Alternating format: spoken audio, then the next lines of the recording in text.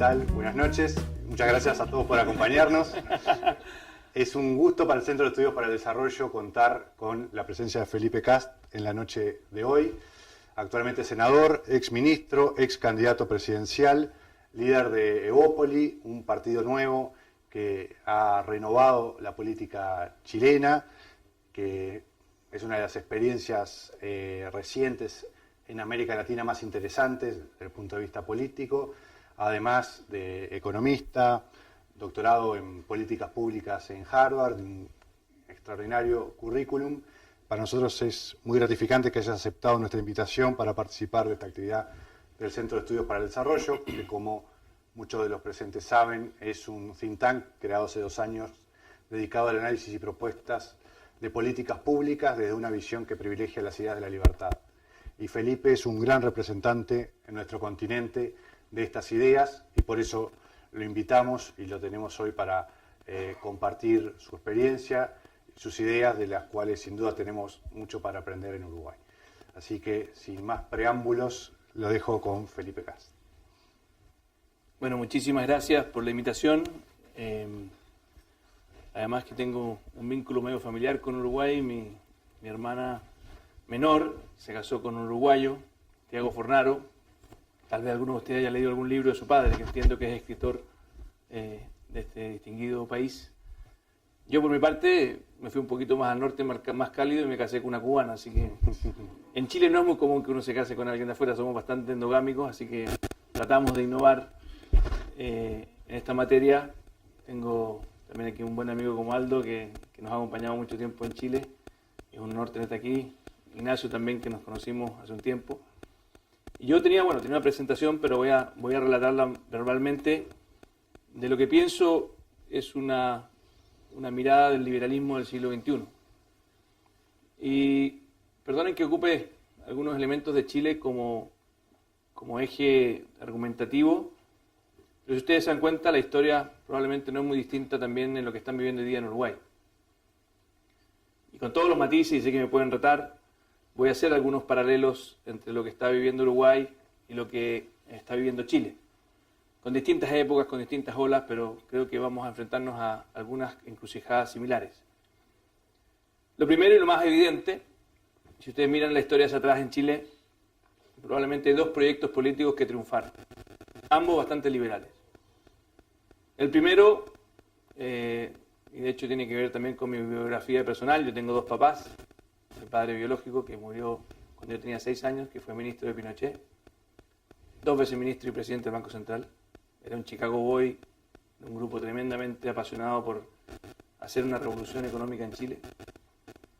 Y después, él murió de cáncer y a los 6 años llegó mi otro papá, Javier, que vive, casado con mi madre, también el padre de mi hermana menor, y que fue ministro de Lagos, al otro lado de la vereda. Entonces, desde yo muy chiquito me tocó en la mesa un debate, como se podrán imaginar, muy interesante. Y paradójicamente ambos pertenecieron a 2 proyectos políticos que yo respeto mucho. Uno, obviamente de derecha, como es el caso de mi padre biológico, que hizo una verdadera revolución, un cambio en la forma de ver la economía, abrió la economía, liberalizó la economía, y permitió que toda la energía que creemos los liberales que es esa joya, ese motor que hay dentro de cada emprendedor, de cada persona, ese misterio, y toda esa energía fluyera, que no es ningún mérito de los políticos, sino que al final es mérito de los emprendedores.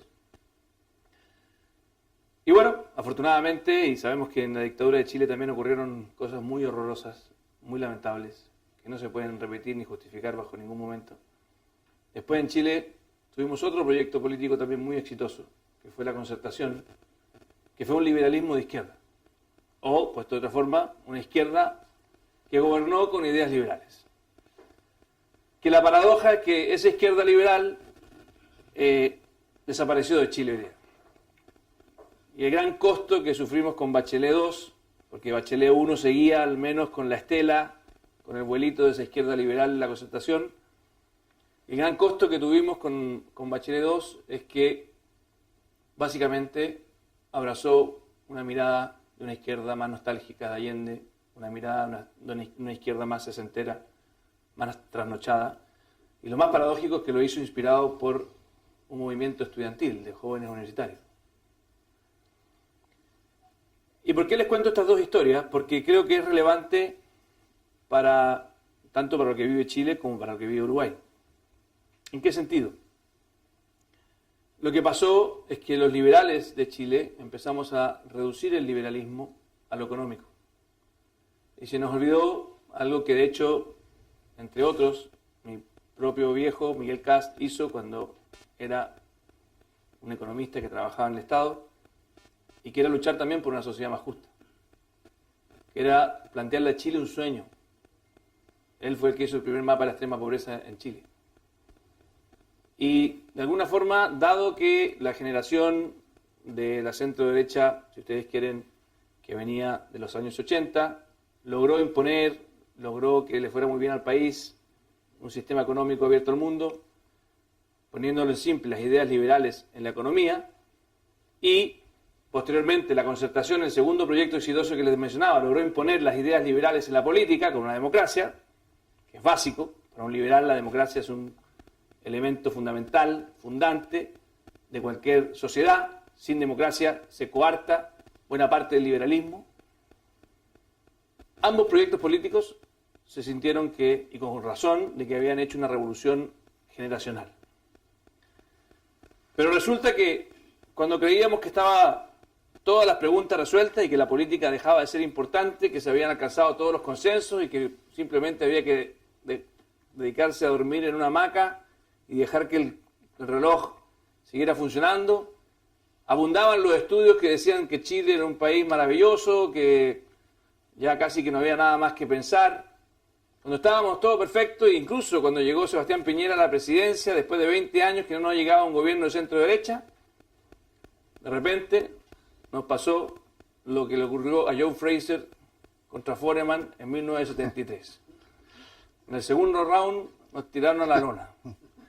Y nos habían votado 6 veces y no sabíamos hacia dónde mirar.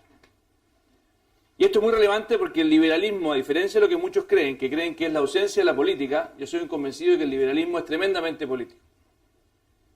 Y que el liberalismo se sostiene solamente cuando somos capaces de defenderlo con intensidad, con pasión, con emoción y convocando a las mejores personas para que dediquen sus vidas a defender ese liberalismo. Y en una palabra, ¿qué es lo que es el liberalismo? Y de ahí voy a ir hacia el futuro, qué es lo que significa un liberalismo del siglo XXI y qué es lo que significa, creo yo, también un liberalismo en Uruguay. El liberalismo tiene la gran filosofía más profunda de creer que en el interior de cada persona hay una joya. Hay una joya, es un misterio. Lo decía de día del almuerzo, es como la película esta de Tom Hanks, de Forrest Gump, cuando está con la caja de chocolate, dice que la vida es como una caja de chocolate, uno nunca sabe lo que le va a tocar. Y el liberalismo tiene un profundo respeto a la familia, al individuo, a la diversidad, a la curiosidad de esa diversidad que hay al interior de cada uno de nosotros y por lo tanto, en lugar de creer que el motor de la sociedad somos los políticos, mesiánicos, soberbios, estamos convencidos de que el motor de la sociedad son los emprendedores, las madres, los profesores, los entrenadores de básquetbol, los entrenadores de fútbol, los empresarios, los abuelos, las abuelas, los vecinos, los dirigentes de la Junta de Vecinos. Todo ese tejido social es el verdadero motor de la sociedad. Cuando tú inviertes aquello y transformas una mirada estatista, lo que estás haciendo es buscando homogeneizar. Y el problema que tuvimos en Chile también, siento yo, es que muchas veces nuestra derecha más histórica, que hizo una gran revolución económica positiva y que afortunadamente la concertación profundizó y mejoró en muchos aspectos, no entendió de que el desafío del liberalismo no se reducía a lo económico, tampoco se reducía a la democracia, que era muy importante, sino que tenía al menos 2 dimensiones adicionales. Una, y que es fundamental, que es la cultural.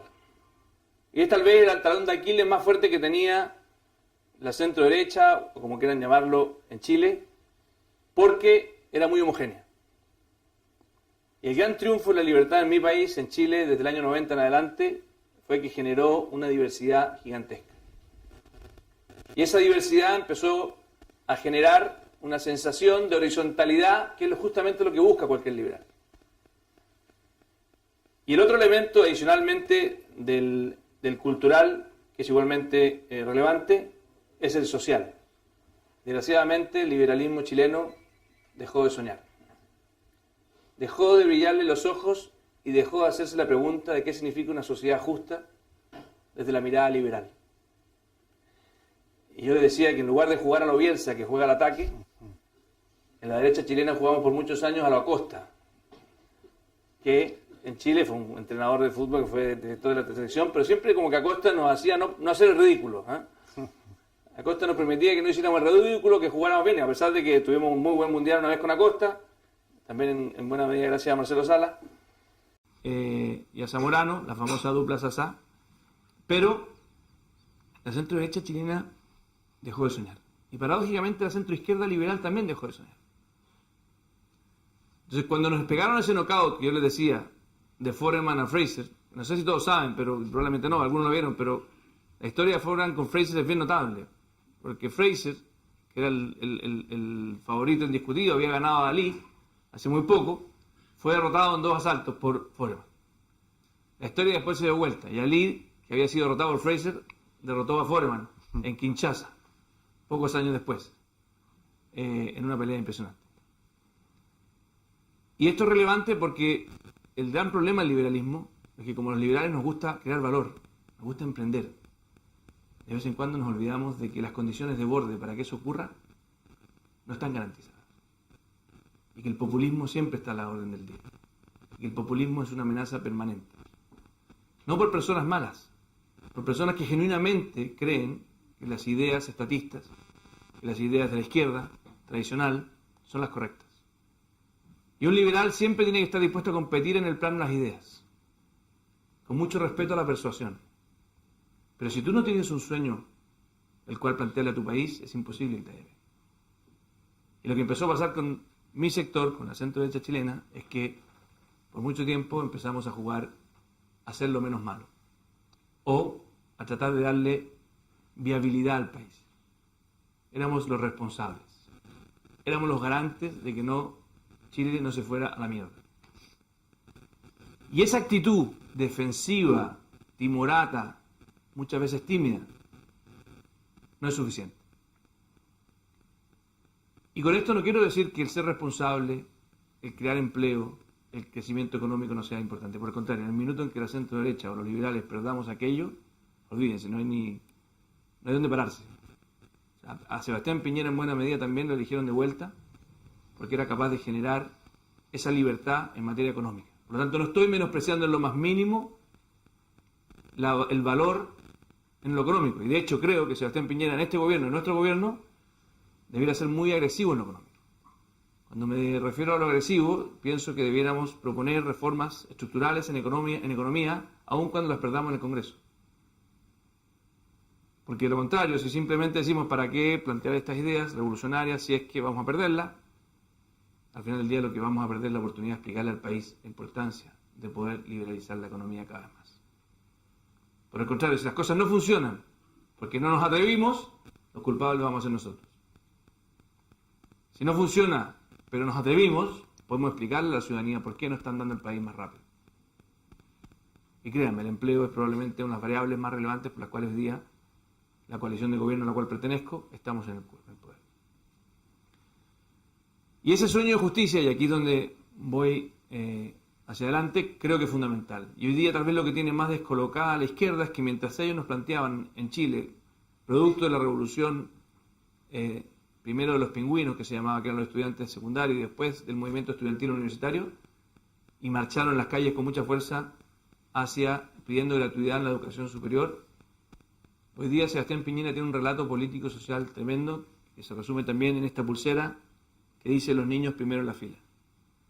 Y fuimos capaces como sector liberal de decirle al país, para nosotros la justicia liberal no es lograr igualdad como lo plantea la izquierda. Hay una desigualdad que a nosotros nos indigna, pero hay una desigualdad que nos encanta. La desigualdad que nos indigna es esta, la de los niños. Porque sabemos que si somos capaces de sobreinvertir en los niños y tener igualdad en los niños, vamos a lograr que esa libertad que está al interior, esa joya que yo les decía hace un rato, que está al interior de cada uno de ellos, llegue tan lejos como lo quieran. Por el contrario, si los dejamos al final de la fila a los niños porque no marchan, porque no votan, porque no gritan, que es lo que ha ocurrido desgraciadamente en mi país en los últimos 30 años, y de hecho las Naciones Unidas acaba de sacar un informe brutal sobre Chile y cómo trataba a los niños que estaban en hospederías de niños vulnerados sus derechos, es tremendo. Y por lo tanto, hoy día, el sueño que pudimos plantearle al país era no simplemente ser un sector liberal que miraba al país diciendo, mire, yo le ofrezco responsabilidad económica. Pudimos ir mucho más lejos, sin traicionar nuestras ideas, sin traicionar nuestro ideario. Pudimos plantearle a Chile la necesidad de que teníamos que lograr algo épico, algo que no iba a ser fácil, que era efectivamente hacer una reforma por la infancia profunda. Tal vez alguno de ustedes ha escuchado la historia de Conin, del doctor Fernando Monkeberg, que en Chile hizo una revolución en los años 70 y 80 para poder terminar con la desnutrición. Antes teníamos una tasa de mortalidad infantil en Chile brutal, los niños se nos morían de hambre, y no solo eso, los que no se morían de hambre tenían una desnutrición tal que su cerebro, el cableado del cerebro, no permitía que por mucho que tú trataras de educar, pudieras tener efectivamente una cancha pareja. Hoy día Chile tiene el problema opuesto. Tenemos obesidad. No hay desnutrición. Pero tenemos una gran desnutrición emocional. Tenemos un gran desafío de invertir mucho en la primera infancia, no solamente en educación, sino también, sobre todo, en la parte afectiva, en la parte emocional, en estimular. Como decía este doctor argentino que hoy día está liderando el tema de Conin en Argentina, le decía un vaso de leche y un beso en la mejilla. Falta el beso en la mejilla. Y por eso para un liberal la familia es fundamental. Hay algunos que dicen, no, ¿por qué los liberales van a promover la familia? Como si el liberal fuese un individualista. Todo lo contrario. El liberal cree profundamente que la verdad está en la sociedad civil, que la verdad está en las personas, en sus familias. Y por lo tanto, todo lo que sea potenciar la familia, apalancarse en esa energía que está ahí, es fundamental. Entonces hay 5 elementos que yo quisiera proponerles o provocarlos, que son elementos fundantes de un liberalismo del siglo XXI. Uno, y central, no podemos abandonarlo, la economía. Por mucho que suene chiste repetido, antiguo, clásico, más viejo que lo negro, necesitamos una economía vigorosa. Sin economía funcionando, como una vez dijo Ricardo Lagos, todo lo demás es música. 2, muy importante después de la economía, lo social, un sueño de justicia. Si no somos capaces de ofrecerle a cualquier país, Uruguay, Chile, Argentina, un sueño, y no un sueño superficial, no una cosa de marketing, de que miremos las encuestas y digamos qué es lo que la gente quiere, sino profundamente liberal es el sueño de poder tener igual ciudadanía. Igual ciudadanía se logra, no cuando logramos igualdad de resultados como nos plantea el igualitarismo, sino cuando realmente tenemos meritocracia. Y de ahí salto, y por eso el sueño de los niños primeros, que por lo que entiendo es un desafío latinoamericano, por lo tanto no veo por qué en Uruguay el sueño de hacer una gran reforma estructural de los niños no debiera ser una bandera que tome cualquiera de los candidatos presidenciales liberales de este país. Y esto es fundamental porque el gran problema que tienen muchas veces los liberales, y particularmente la centro-derecha, a pesar de que en Uruguay paradójicamente es más complejo decir que uno es de centro-derecha, uno de los temas complejos que tiene es que como el liberal normalmente está asociado al mundo del emprendimiento, al mundo de la empresa, muchas veces es sujeto de sospecha de que está en política porque quiere cuidar los privilegios de aquellos que les va bien. Y por lo mismo, un liberal tiene que hacer el triple esfuerzo de siempre poder argumentar sus posiciones desde el punto de vista filosófico y no desde el punto de vista del interés de algún amigo cercano. El liberal tiene que hacer el doble esfuerzo de combatir con doble esfuerzo a aquellos que hagan trampa en el sistema de una economía libre de mercado como la que creemos. Y por eso empujé con mucha fuerza que se fueran a la cárcel todos aquellos que se puedan coludir en cualquier mercado. Y que no solamente tengan multas civiles, sino que también se pueda iniciar un proceso penal si es que hay algún empresario que cae en las garras de la colusión y que hace trampa en lugar de actuar de buena fe. Si queremos cuidar nuestra economía social de mercado abierta, tenemos que ser los más drásticos con aquellos que hagan trampa y que no están dispuestos a competir de buena fe. Y por eso les decía, el segundo, después del sueño de justicia, me lleva de inmediato al tema cultural.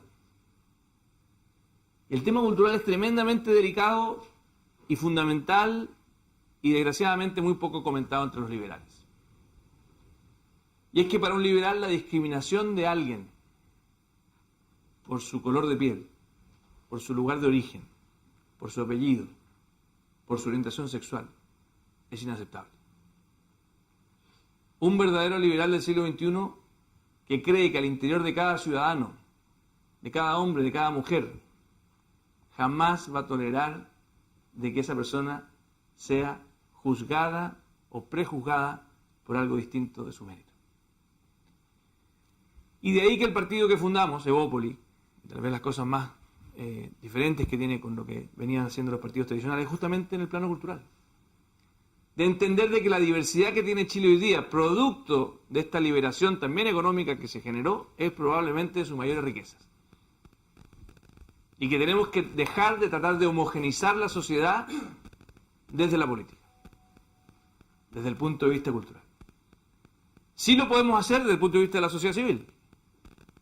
Mi hermano mayor es sacerdote. Yo no tengo ningún problema que mi hermano mayor sacerdote se dedique toda su vida y que si yo soy católico me dedique toda mi vida a poder tratar de predicar y persuadir y convencer al resto a que viva como yo creo que uno es más feliz. Lo que es muy complejo cuando uno desde la política le transmite al país que hay una sola forma correcta de vivir la vida. Tuve la suerte de vivir un año en Cuba y de estudiar marxismo en la Universidad de La Habana.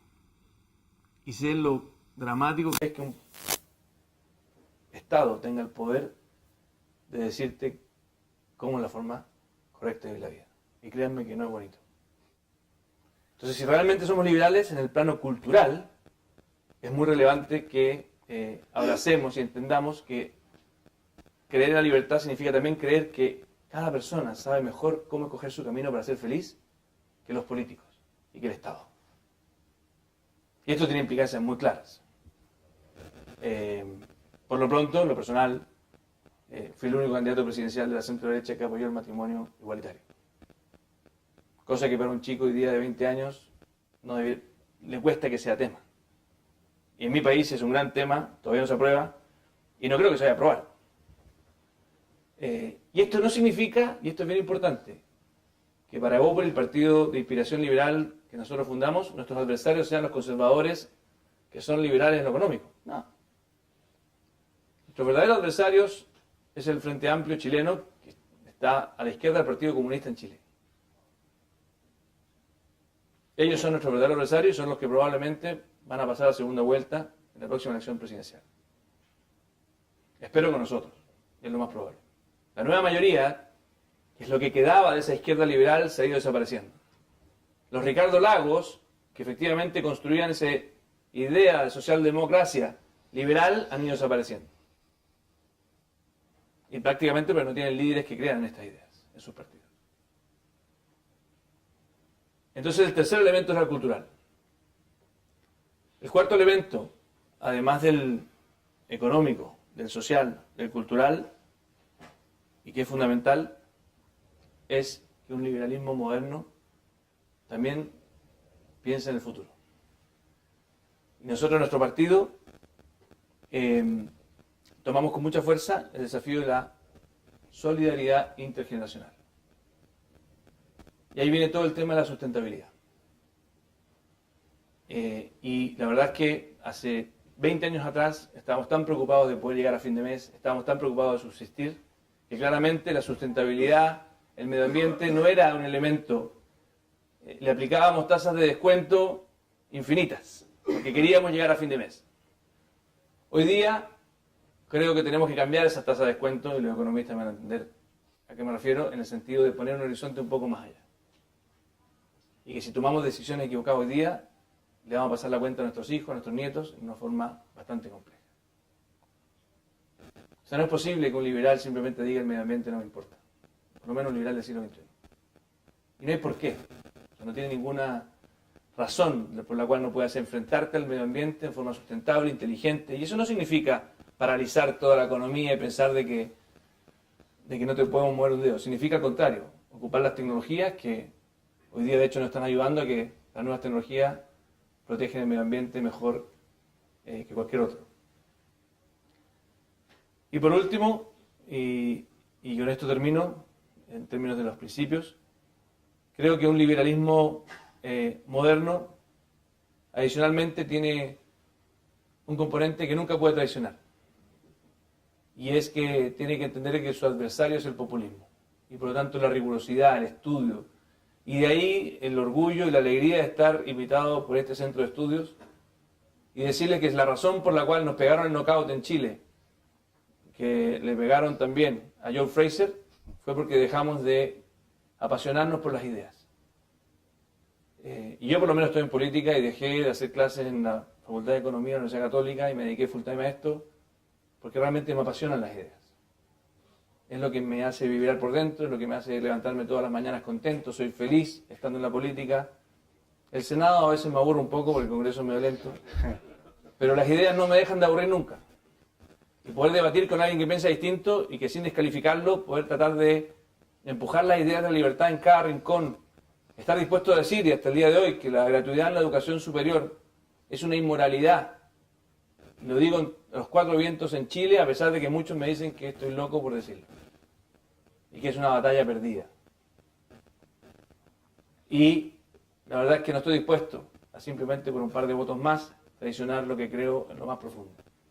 Y a continuación voy al tema de fondo y explico que hay un sistema mucho más justo para lograr el mismo fin. Que es que nadie pague mientras estudia, por lo tanto que nunca los recursos de los padres determinen la posibilidad de los jóvenes a poder estudiar, pero que una vez graduado, si te va bien por 10 años, le devuelvas la mano a tu país, entregando 10% de tu ingreso hasta cubrir el total de la deuda, si es que puedes, y si no, bueno, el país te apoyará para que tengas esa deuda expirada. Y realmente creo que nos equivocamos cuando con Michelle Bachelet empujamos la gratuidad en la educación superior. No porque sea una mala idea, ¿quién no quiere eso? Sino que perdimos la oportunidad de haber ocupado esos 3 puntos del PIB, que es una reforma tributaria que le pegó muy duro a mi país en la parte económica, para poder efectivamente invertir en los niños. Hoy día Sebastián Piñera está con un déficit fiscal tremendo, nada de fácil. Por primera vez, y desgraciadamente, esa izquierda responsable que tenía metas fiscales, de hecho el mismo Lagos había implementado el equilibrio fiscal, abandonó sus propias metas y no cumplió ninguno de los desafíos fiscales. Cuando hicimos la reforma tributaria, yo me acuerdo que estaba en la Comisión de Hacienda y el ministro Arenas me decía, no, si aquí vamos a lograr 3 objetivos con la reforma tributaria. Parecía un mago de la economía. Decía, primero vamos a lograr que la economía no se frene a pesar de que vamos a subir 3 puntos del PIB los impuestos. Al contrario, vamos a aumentar la inversión, decía, porque vamos a hacerla tan bien que vamos a lograr que este nuevo diseño tributario aumente la inversión. Segundo decía, vamos a lograr gratuidad en la educación superior para todos. Y tercero decía, vamos a lograr equilibrio fiscal. Es impresionante. Entonces, ¿qué es lo que pasó? La economía se nos frenó. Segundo, ¿qué nos pasó? No logramos gratuidad en la educación superior para todos, de hecho logramos para un 30%. Ustedes dirán, pero ¿cómo, Felipe, si dice para 60%? No, lo que pasa es que es el 60% más vulnerable. Pero como la gran mayoría de los que van a la educación superior son del 40% más rico, les llega en la práctica al 30% de los que están estudiando en la educación superior. Y después nos dijeron que íbamos a lograr equilibrio fiscal, no logramos equilibrio fiscal, por el contrario, duplicamos la deuda pública y hoy día tenemos una situación muy compleja financiera en el país. Y por lo tanto ese quinto elemento liberal es siempre creer en las ideas, siempre ser riguroso, estar dispuesto a ir contra lo que es popular, porque en la corta puedes perder, pero en la larga vas a ganar. Y eso es estar dispuesto a ir contra la cultura, ser contracultural. Y ahora hoy termino para si quieren hacer algunas preguntas, termino con el tema cómo veo Uruguay con lo poco que sé, así que si me equivoco, no me pifien, ténganme compasión.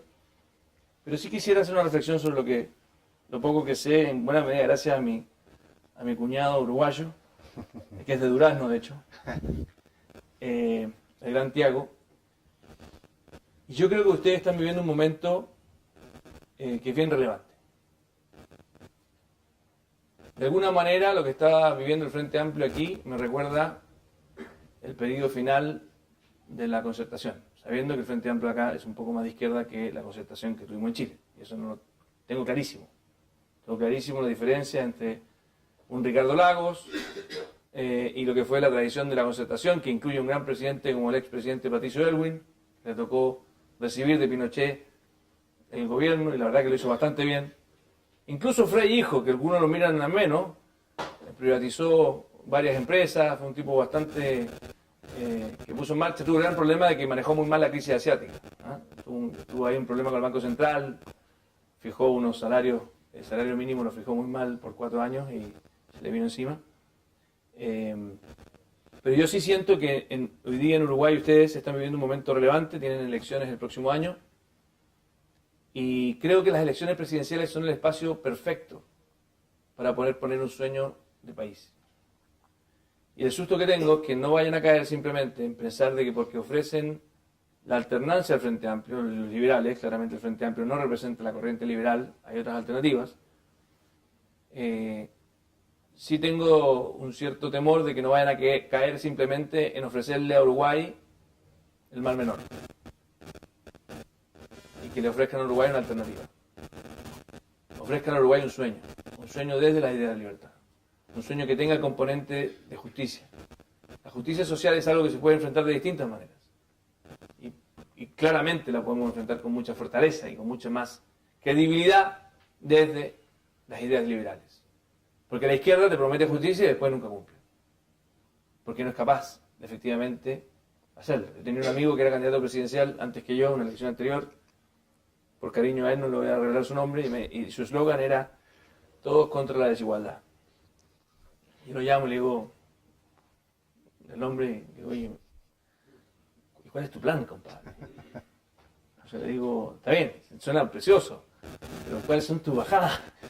Y el tipo es un tipo abogado, serio, más encima, más o menos de centro. Entonces al final es muy peligroso cuando uno en política se dedica a prometer, después no cumple. Y algunos me preguntaban a la hora del almuerzo, bueno Felipe, ¿cómo lo hacemos en un país donde nadie debate, donde todos pelean, donde hay mucha guerra sucia? Yo decía, súper simple. Le recomiendo a cualquiera que estén pensando en competir que no caiga en la guerra sucia, que no caiga en esos debates, que plantee sus ideas, que critique los componentes que hay que criticar del estatismo, que critique los componentes que hay que criticar de aquellas ideas que llevan por mal camino, pero que en ningún momento caiga ni por un segundo en la pelea sucia. Y también lo vimos en Chile, me tocó la primaria, una primaria muy dura, donde había uno de los otros candidatos que aplicaba justamente la lógica de ir al barro y de golpearlos. Y yo creo que la riqueza que fue de nuestra campaña fue siempre, el eslogan de hecho, eran dos: la fuerza de las ideas, planteando un desafío de futuro, y los niños primero en la fila. Yo creo que Uruguay hoy día vive un momento histórico, ojalá que puedan avanzar las ideas de la libertad, ojalá que puedan apoyar a un centro de estudios como este, que es fundamental. De lo contrario, los políticos terminan siendo una veleta al viento y necesitamos que los políticos seamos fieles a nuestras ideas. Más que estar mirándonos el ombligo de cómo ganar la próxima elección, que nos brillen los ojos porque creemos en las ideas por las cuales estamos luchando. Y nos duele la injusticia en nuestros países. Y cuando yo me tocaba debatir con los del Frente Amplio en Chile, que son, como les decía, incluso más de izquierda que los del Frente Amplio aquí, ellos siempre me decían, no, lo que pasa es que el problema de Chile es el modelo económico. Yo le decía todo lo contrario. El modelo económico es de los mejores inventos que trajimos a nuestro país. Gracias a esa libertad, gracias a abrirnos al mundo, nos fue bien. El verdadero culpable de las injusticias en mi país fue el modelo político. Que ocupamos al Estado como un botín de campaña y en vez de poner a los mejores profesionales, como ocurre en el mundo privado, yo te aseguro que hasta el más rico, si tiene un hijo que no tiene dedos para el piano, le va a decir, mejor te pago la mesada y yo pongo un tipo que sepa manejar la empresa. ¿Verdad? Si no, sería un estúpido. Estaría matando el valor de su empresa. Bueno, resulta que en el mundo público nos llenamos de decisiones para pagar favores políticos. Y al menos en mi país creamos dos Chiles. Un Chile de los que no necesitamos del Estado, porque podemos tener salud privada, educación privada, seguridad privada, Y otro Chile, que es el 90%, que lo condenamos a la mediocridad porque el Estado fue un botín de campaña de los partidos políticos. O sea, cuando el Frente Amplio chileno me dice, no, lo que pasa es que el problema es de los últimos 30 años, es culpa del modelo económico, yo le digo, no, el problema es de nosotros los políticos. Sin el modelo económico que tenemos, habríamos estado 10 veces peor. Pero si realmente queremos tener una sociedad justa, necesitamos que una educación pública, que ojo, no es estatal. Y podemos encontrar una gran diferencia entre qué significa una educación pública y una educación estatal. La educación pública es aquella que no discrimina a nadie y los permite acoger en su seno. Pero el proveedor de esa educación pública puede ser la sociedad civil, puede ser cualquiera. Y esa es la educación pública. Y el gran problema que tuvimos es que al final del día, lo público, en Chile al menos, y en el continente no es muy diferente, se empezó a ser equivalente a lo mediocre. Entonces al final del día, no logramos lo que lograron muchas sociedades evolucionadas, que lo público era tanto mejor que lo privado. Y por lo tanto generamos una fractura social. Y los culpables de esa fractura social fuimos nosotros, que manejamos la política como un botín de campaña, como una agencia de empleo, en lugar de como un lugar para generar justicia social. Y por eso sacar al pizarrón y jugar a lo Bielsa en esto significa poder explicarle a la ciudadanía que una reforma y una modernización del Estado no es simplemente una reforma tecnócrata, es la reforma más social de todas. Cuando fui ministro de Desarrollo Social, hace ya varios años, en el primer gobierno de Piñera, lo primero que hice cuando llegamos, pregunté cuántos programas sociales tenía Chile. Nadie tenía idea. Yo les pregunto a ustedes, ¿alguien tiene alguna impresión de cuántos programas sociales tiene Chile? Que me levante la mano y me diga un número, no lo voy a retar si se equivoca, no se preocupen. ¿Cuántos programas sociales creen que tiene Chile? Más o menos, número. ¿Quién dijo? 200. Más. Cuando partimos, en los 2 meses me trajeron el primer informe y me dijeron 200. A los 6 meses me trajeron otro informe y me lo subieron a 350. Nos demoramos 2 años en encontrar todos los programas sociales que habían 550. Hoy día en Chile hay 550. Y lo peor de todo es que siguen funcionando los mismos 550 sin importarle a nadie si es que son buenos o malos. Entonces me di cuenta que el músculo que teníamos para golpearle a la desigualdad, a las oportunidades, y que era financiado por todos los emprendedores de Chile, estaba atrofiado. Y creamos un Ministerio de Desarrollo Social, la moneda, pero todavía no hemos logrado, aunque ustedes no lo crean, con el dolor de mi alma, después yo salí de ministro al año y medio por la vida y después me dediqué a los campamentos, pero esto va a cambiar en el minuto que el Ministerio de Hacienda de Chile entienda la relevancia de que su rol no es simplemente ser el contador de las cuentas fiscales y tener equilibrio fiscal, sino que el rol del ministro de Hacienda también es asegurarse de que la calidad del gasto público le cambie la vida a los chilenos. Y que es lo mismo que tiene que ocurrir en Uruguay. Entonces, yo los invito a que en este momento histórico, donde yo sé que las próximas elecciones están bastante abiertas, ojalá los que están presentes también sean parte del cambio. Y que no porque tal vez están en una empresa, no porque tal vez están en la academia, piensen de que la política es algo irrelevante. Porque el gran pecado que tuvimos en Chile, cuando nos pegaron ese combo que yo les mostraba, es que nosotros pensamos que todos los consensos estaban listos y que no había nada más que pensar.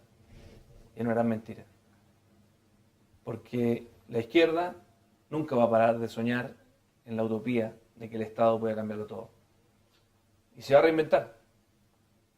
Y funciona también en el Foro Sao Paulo, funciona en distintas estructuras, y por lo tanto ojalá que estas ideas del liberalismo del siglo XXI, que sí tienen un sueño de justicia, que sí son modernas en el sentido de que la diversidad cultural es algo que la abrazamos como una buena noticia, no como una mala noticia, que sí nos seguimos preocupando con la misma fuerza de que el crecimiento económico sea un elemento fundamental, porque no hay mejor política social que el empleo, y que efectivamente somos rigurosos para que el medio ambiente no se nos destruya, no se nos vaya de las manos. Creo que tienen todo para que les vaya increíble, y les quiero decir que por lo menos desde Chile les tenemos mucha envidia por el performance que tuvieron en el Mundial hace pocos días atrás. Así que muchas gracias.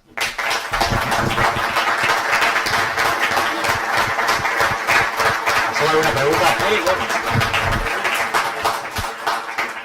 Tenemos tiempo para 2 o 3 preguntas. ¿Quién dispara?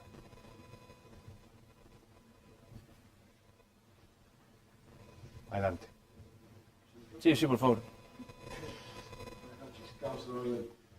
Aquí en Uruguay, desde hace muchos años, siempre tuvimos la imagen de que Chile era el ideal al cual Uruguay debía llegar.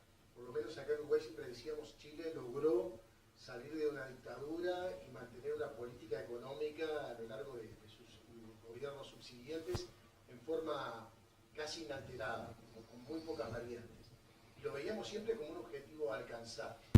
Yo me desmoralizo un poco ahora con lo que acabas de decir. Pero para Chile, ¿cuál es el modelo de país al cual quisieran llegar? Perdón. Bueno, nosotros pensábamos lo mismo, que estábamos... Y yo te diría que lo que ha pasado en Chile y ese knockout que nos pegó el Frente Amplio chileno, que era un movimiento que no existía y hoy día tiene casi la misma fuerza que la antigua Concertación, fue sano que nos pasara. Si tú me preguntas a mí, a pesar de que el gobierno de Bachelet hizo cosas que creo que nos van a costar por mucho tiempo, yo creo que nos dio un remesón a los liberales muy grande. Y los liberales estábamos dormidos. Y creo que hoy día no estaríamos hablando de ese sueño de justicia desde la libertad si no hubiese sido porque nos atrevimos. Y eso es lo lindo que tiene la democracia. La democracia es un animal vivo siempre. La democracia no se acaba, la democracia va innovando. Y por lo tanto te obliga a ir al gimnasio siempre para renovarte en tus ideas, para tener épica, para tener los ojos brillosos de emoción, por lo cual estás luchando. Los montañistas cuando suben una cumbre difícil, la suben y después al día siguiente empiezan a soñar en su siguiente cumbre. Chile subió la cumbre de implementar un muy potente sistema económico en los años 80. Chile subió la cumbre de poder implementar una democracia sostenible, seria, rigurosa, profunda, que incluso se fue mejorando durante los gobiernos de la Concertación, durante los años 90 y 2000. La pregunta es cuál es la siguiente cumbre que tenemos que subir como país. Y si no hubiésemos logrado las anteriores, no estaríamos pensando en esta. Y yo creo que es esta. Que es de verdad lograr una cancha pareja para nuestros niños. Todavía Chile sigue siendo tremendamente injusto. Todavía la probabilidad de un niño que nace en el barrio equivocado de llegar a la universidad con la misma probabilidad de otro es 25 veces más. Y naciendo a 18 kilómetros de distancia. 18 kilómetros. Te demoras media hora con taco, con tráfico, en poder llegar de un extremo a otro. Por el solo hecho de que la cigüeña te deja en un barrio equivocado, tienes 25 veces más posibilidades de estar en el 10% superior de la prueba de admisión universitaria. Eso es una herida que no podemos tolerar para los liberales. Entonces, ¿y cuál es el modelo a seguir? Tú me dices, hoy día para Chile, nuestro Chile. Ahora, hay un país que me encanta, que es Nueva Zelanda. Creo que Nueva Zelanda es un paradigma a seguir. Ahora, Chile no es que ande todo el tiempo buscando un modelo a seguir, pero tenemos nuestro propio camino. Y hemos sido muy innovadores. Acuérdate que Chile se sacó un 7 en todas las variables económicas. Fuimos los que tuvimos el Banco Central y Autónomo de los primeros, con el gran Juan Andrés Fontaine. Fuimos los que pusimos las metas inflacionarias para bajar la inflación sin tener costos en el empleo, porque pusimos metas creíbles, las cumplimos. Fuimos los que efectivamente, incluso bajo un presidente socialista como Lagos, implementó la regla de equilibrio fiscal. Claro, y la paradoja es que mientras nos sacábamos un 7 en todas las variables económicas, que por suerte nos sacábamos un 7 y gracias a eso logramos bajar la pobreza desde un 43% a un 7%, hoy día, todo lo que era social, todo lo que eran los ministerios sociales, lo ocupamos como un botín de campaña para que los partidos políticos se divirtieran y pusieran a su gente. Y como la elite, nosotros, me incluyo, no necesitábamos de esa educación pública para nosotros, para carajo. Entonces, y con esto no te digo que soy de aquellos que piensa que no soy optimista, todo lo contrario. Si tú me preguntas a mí las dos grandes reformas, o las tres grandes reformas que tiene que hacer Piñera, son los niños, que te lo he dicho, y te puedo contar más de qué se trata, el acceso a las vacunas universales, la calidad de la educación en la primera infancia es tremenda, acabamos de sacar los resultados de lectura, son pésimos en Chile. Y lo bueno es que Chile también somos bastante autoflagelantes en esto, porque en Latinoamérica los resultados son de los mejores. Pero si te comparas con los países con los cuales tenemos que compararnos en el mundo del siglo XXI, es un desastre. Está la reforma social, que son los niños, está la reforma política, que es la reforma del Estado, que para mí es fundamental, porque si logramos un Estado moderno que efectivamente logre entregar servicios públicos de excelencia, y esto también está muy influenciado por mi padrastro. Javier Echeverri fue director de Impuestos Internos 12 años con la Concertación, estuvo en 3 gobiernos. Y logró modernizar los impuestos en Chile de una forma increíble. Yo sé que es lo más aburrido que hay los impuestos, pero el tipo logró modernizar el impuesto interno. En Chile hoy día tú vas y por un botón, todos los años, en el mes de marzo, no sé si a ti, Aldo, te toca pagar impuestos en Chile o no, o pagas solo acá, pero pago doble. Pero apretas un botón y listo. Y nunca se me olvida un consejo lo que me decía mi padrastro Javier, que a quien admiro mucho, me decía, cuando él se propuso modernizar impuestos internos en Chile, dijo, mira, lo que pasa es que este sistema estaba hecho suponiendo que todos los chilenos somos ladrones. Entonces estaba todo hecho en difícil para pillar a todos como si todos fuesen ladrones. Dijo, lo voy a invertir. Voy a asumir que todos los chilenos son honestos y voy a hacer un equipo SWAT de especialistas para que persiga a los ladrones. El tipo facilitó todo, se dio cuenta que el 98% de los chilenos efectivamente quería que no lo jodieran, que querían no tener problemas, apretar Enter y listo. Y aumentó la recaudación en forma impresionante. Entonces, la reforma política, que es la de Estado, y la tercera es la reforma económica. Por mucho que Chile hoy día está empezando a recuperar un poco respecto al año pasado, teníamos una base muy mala económica, pero lo cierto es que no estamos teniendo reformas, a mi gusto, todavía lo suficientemente estructurales y que creo que tenemos que dar esa batalla. Y estamos en conversaciones con el ministro de Interior, con el ministro de Hacienda, hicimos un grupo de economistas, al cual vamos a invitar a Aldo a ver si se quiere sumar. Tenemos un equipo de economistas del partido nuestro, que está Claudio Smith-Hebel, está Pablo Correa, está también Ignacio Briones, yo mismo, y está Rafael Berguán. O sea, un grupo de economistas muy sólido que estamos proponiéndole también al gobierno y pidiéndole que ojalá vayamos un poco más lejos. Y que creamos en los chilenos, que sí nos van a entender de por qué es fácil, es posible explicar que Chile tiene que ser más competitivo en el concierto internacional. Nosotros la reforma tributaria que hicimos hace poco nos pusimos en una situación bastante compleja para poder retomar tasas de crecimiento como las que vimos alguna vez en nuestro país. ¿Otra pregunta? ¿Quieres el micrófono?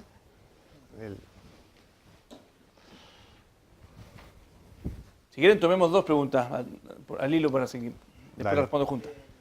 ¿Qué piensan que deberían hacer los jóvenes para en días futuros promover las ideas de la libertad y lograr políticamente entrar en las cámaras y poder mejorar nuestro futuro?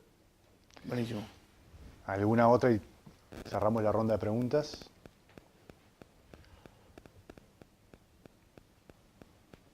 Está muy tímido, ¿eh? Está... Bueno, voy a contestar por mientras alguien piensa. A ver, yo creo que los jóvenes son fundamentales. Yo lo que estoy haciendo con el grupo y algo que no mencioné, así que te agradezco la pregunta. ¿Cómo te llamas tú? Rafael. Rafael.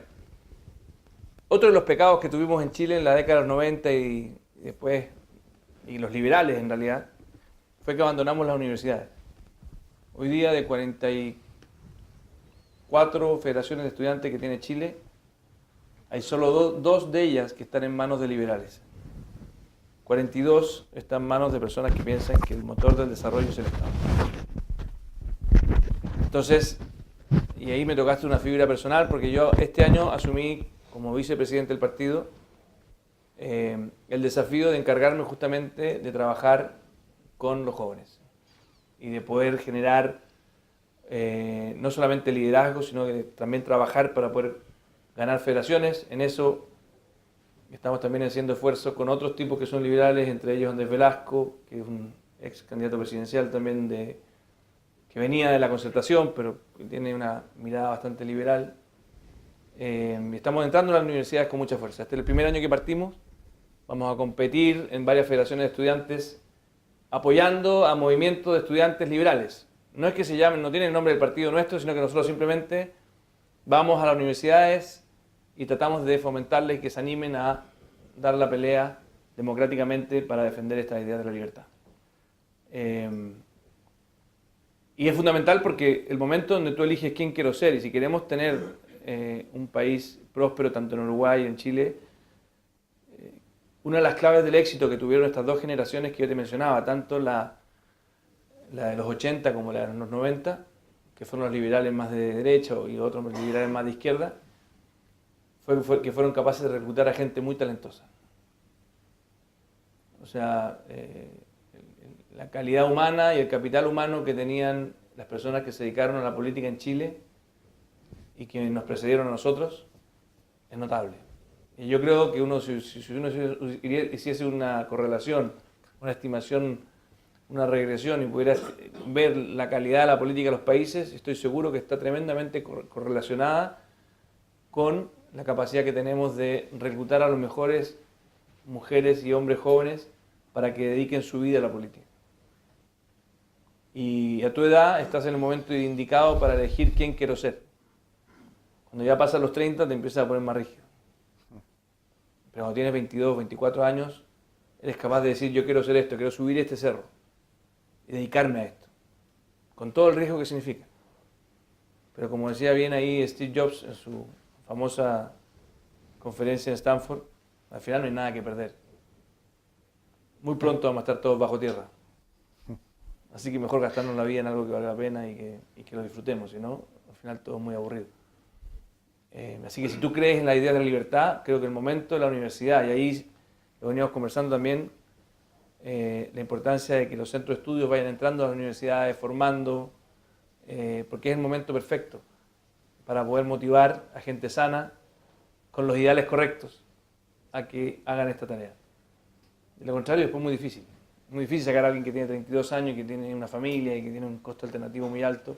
Muchas veces es bastante más rígido esa realidad. De repente, para redondear un poco, te hago la última pregunta yo. En Chile existe una gran cantidad de decenas de centros de estudios que están en la batalla de ideas, haciendo análisis académicos, propuestas y demás. En Uruguay existen centros de estudios, pero en mucha menor medida. ¿Qué importancia le asignás en el proceso de desarrollo que ha tenido Chile a los centros de estudios que están en la batalla de las ideas? Mira, yo quisiera responderte esta pregunta dándole también un poco después la palabra, aunque que nos regale 4 minutos, Aldo Lema, para que también nos cuente un poco cómo ve él el rol de los centros de estudios en Chile. Yo creo que ha tenido una experiencia notable, un economista muy destacado de Chile. Pero antes de pasar la palabra a Aldo, yo sí creo que institutos como el CEP, como Libertad de Desarrollo, ahora Horizontal, que nosotros lo fundamos, que es un músculo que nos permite que el partido político no sea un lugar donde estemos solamente mirando votos, sino que realmente hay una sana doctrina entre los políticos de nuestro partido de decir, bueno, vamos a hablar de este tema. ¿Qué es lo que nos dice el centro de estudio? Y esperamos la minuta técnica, desapasionada, fría, pero a la vez muy profunda, que después nosotros tenemos la labor de traducirla, explicarla, siendo muy rigurosos a esas ideas. Y eso es muy potente, porque al final te genera una conversación con economistas de la talla de Klaus Schwab-Hebel, de la talla de Rafael Berwan, de la talla de varios que te empiezan a mirar con respeto, porque sienten que no estamos aquí por el poder, y que el poder es simplemente un instrumento. Y esto es bien importante. Ojalá que en Uruguay puedan tener proyectos serios de think tanks. Y serio significa con un financiamiento a largo plazo, sin transformarse en un financiamiento espurio que termina siendo lobby para las campañas, que tenga un horizonte de 20 años. Si ustedes me preguntan a mí, creo que el gran éxito que ha tenido Bópoli, que no es tanto porque todavía estamos creciendo, pero el éxito que ha tenido es tener un horizonte de 20 años. No nos ponemos ansiosos en elección tras elección, sino que decimos, bueno, en algún minuto estas ideas que son potentes y que son bastante antiguas van a lograr trascender en el tiempo y transformarse en una batalla cultural. Y esto es bien relevante. La política no es solamente una batalla electoral. Si tuviera que dejarle un mensaje más práctico, la batalla electoral es quien gana una elección. La batalla cultural es quien es capaz de explicar una buena idea. Y cuando ya todo el mundo en Chile habla, incluso la izquierda, el Frente Amplio Chileno, se sumó al acuerdo nacional que hizo Piñera por los niños, eso es un triunfo cultural. Ustedes me preguntan, lo más potente que ha hecho Bópoli en sus cortos 4 años de vida ha sido el poder ganar la batalla cultural de poner a los niños como primera prioridad nacional. Aldo, una pequeña reflexión, perdona por abusar de tu... No, Gracias. Yo creo que el agradecimiento de todo, Felipe, por tenerte acá y por la presentación tan inspiradora. Y creo que además Felipe ha reflejado muy bien esto de sembrar para el largo plazo, no solo políticamente con Evópoli, más allá de los resultados de corto plazo, sino también con algunas de sus ideas emblemáticas, como él planteó, la de los niños primero, que la verdad es que en la región, y no solo en la región, suele ser un tema muchas veces que no está como prioridad en la agenda, porque obviamente no tiene rentabilidad política, o otra vez porque el corto plazo nos domina. Y eso también es, creo que válido para los centros de estudios. Yo soy de los que cree que la transformación de Chile tuvo mucho que ver con la modernización de la enseñanza de la economía en los 50, que paradójicamente no partió en la Católica, sino que la Católica fue obligada a hacer el acuerdo con Chicago a partir de lo que la Universidad de Chile estaba haciendo. Entonces, ahí probablemente Chile nos lleva 20 o 25 años de diferencia respecto a lo que fue la modernización de la enseñanza de la economía, y que eso se tradujo luego en la formación de varios centros de estudios que yo creo tienen un rol clave por estas cosas, por el largo plazo, por la independencia, por la autonomía, por poder plantear ideas en pro del interés general, como Felipe ha destacado inicialmente.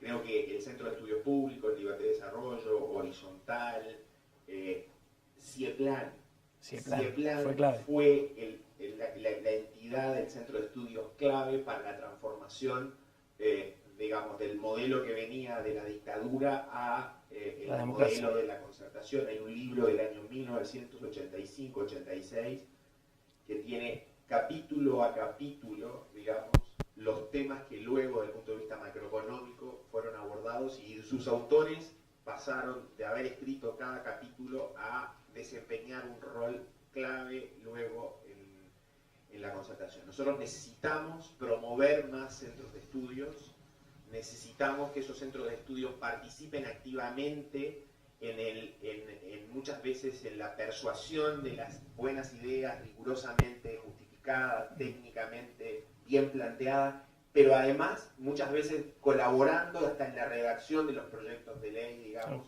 en pro del interés general, que fue algo que en Chile se hizo y que se hizo transversalmente en los 90. Esa participación activa que demandaba Felipe hoy, en el pasado se hizo, y yo creo que fue muy exitosa, porque a los respaldos políticos y a esa alta calidad de la política que tuvo Chile en los 90 se sumó este respaldo técnico para procesar muchas reformas que en el corto plazo podían ser costosas, pero que a la larga fueron exitosas. Validar la apertura comercial, validar la inserción externa, priorizar el crecimiento, poner una regla fiscal, reformar partes del Estado que eran imprescindibles después de crisis que hubo, etc. Entonces, a mí me parece que el llamado a que todos participemos desde ese punto de vista y a fomentar los centros de estudios, creo que los centros de estudios tienen un rol clave. Lo tienen también en un aspecto que Felipe mencionó al pasar, y que en Uruguay estamos en un déficit enorme. Chile también nos lleva algunos años, aunque ha retrocedido, que es en la de evaluar bien los proyectos que el Estado financia.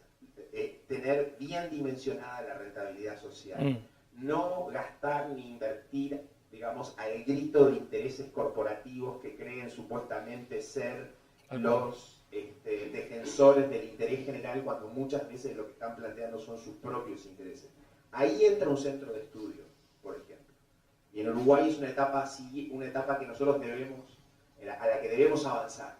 Típicamente en Uruguay los centros de estudios, los pocos que ha habido, han estado muy centrados en la macro, en la situación fiscal, en los problemas más básicos, en la inserción externa, pero hay otra parte que viene después, que es fundamental, que es la de poder clasificar bien el gasto público, medir su rentabilidad social, saber que está llegando a aquellos sectores que realmente son los más necesitados, donde esa rentabilidad social es la más alta. Esa es una etapa que no la tiene ni siquiera el Estado uruguayo, por supuesto, algo la tuvo Chile durante muchos años, también a partir de la Católica, digamos, de Ernesto Fontaine, de lo que hizo tu padre.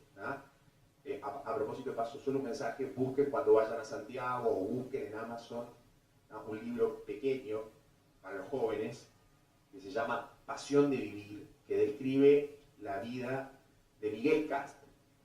A todos los jóvenes que le he recomendado leer ese libro, ninguno de ellos ha dado el paso hacia atrás en materia de participar en las políticas públicas. O sea, es una invitación, creo que es de las mejores invitaciones a participar en las políticas públicas.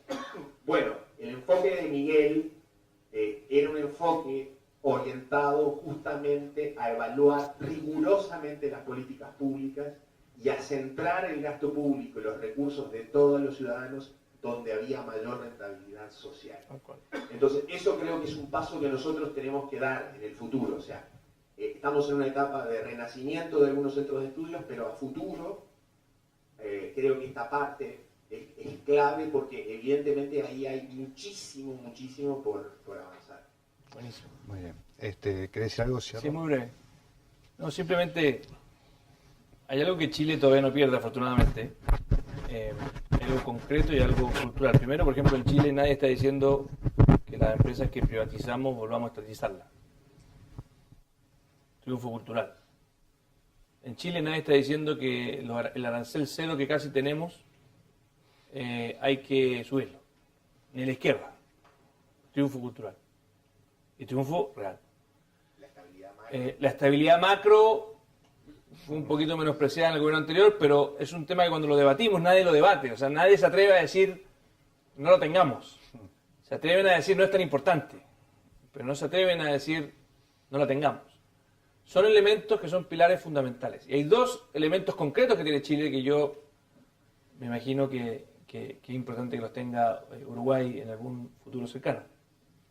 Uno, no hay ningún proyecto de ley que pueda enviarse al Congreso, ni nada que no pase por una mano muy dura de la Dirección de Presupuesto.